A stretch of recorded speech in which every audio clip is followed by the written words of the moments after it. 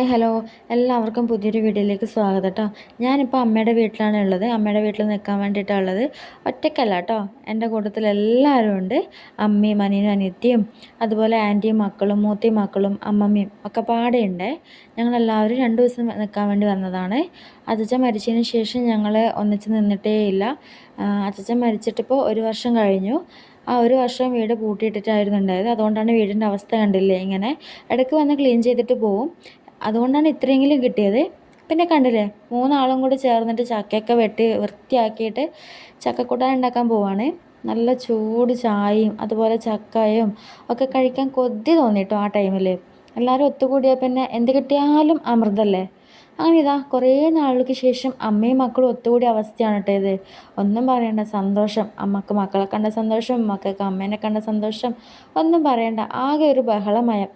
പിന്നെ ഇതാ പുറത്തോട്ട് ഇറങ്ങിയപ്പോൾ എല്ലാം ഇവിടെ ഇരുന്നിട്ട് ഫോൺ കളിയാണ് കേട്ടോ. വേറൊന്നുമല്ല, ഇൻസ്റ്റയിൽ ഓരോ പിക്ക് പോസ്റ്റ് ചെയ്യുന്നതിനെ പറ്റിയുള്ള ചർച്ചയിലും തിരക്കിലൊക്കെ ആയിരുന്നു.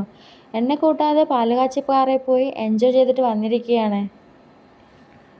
ഞാൻ വരാൻ ഇത്ര ലേറ്റായേ, കാരണം നൈറ്റ് ഡ്യൂട്ടി ആയിരുന്നു. അപ്പോൾ 9 മണി കഴിഞ്ഞു കേട്ടോ ഞാനിവിടെ എത്തുമ്പോഴത്തേനും. ഡ്യൂട്ടി കഴിഞ്ഞ് നേരെ ഇങ്ങോട്ട് വിട്ടു. അപ്പം രാവിലെ തന്നെ 6 മണി ആ ടൈമിന് ഇവർ പാലുകാച്ചിപ്പാറയിൽ പോയിട്ടുണ്ടായിരുന്നു. ഞാൻ വരുമ്പോഴത്തേനും എത്താമെന്നുള്ള പ്ലാനിങ്ങിലായിരുന്നു പോയത്. സംഭവം എന്തായാലും പാളിപ്പോയി. ഞാൻ അതിന് മുന്നേ വന്നു. ഒരു 12 മണിയോടെയാണ് ഇവരെത്തിയത്. എന്നെ കൂട്ടാതെ പോയതുകൊണ്ടും എന്നെ കൂട്ടാതെ ഫോട്ടോസ് എടുത്തതുകൊണ്ടും അതെന്നെ കാണിച്ച് പ്രഹസനം കാട്ടിയതിൻ്റെതൊക്കെ ദേഷ്യത്തിലായിരുന്നു ഞാൻ.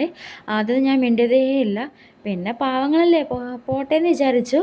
അമ്മ ഇതാ തുള്ളിച്ചാടി വരുന്നത് എന്തുകൊണ്ടെന്നറിയോ? കുറേ നാൾക്ക് ശേഷം കൂടപ്പിറപ്പുകളെ കണ്ടുകൊണ്ട് കേട്ടോ. അങ്ങനെയല്ലേ, കല്യാണം കഴിഞ്ഞ് പോയതിന് ശേഷം അമ്മയെയും കൂടപ്പിറപ്പുകളെയൊക്കെ മിസ് ചെയ്യില്ലേ.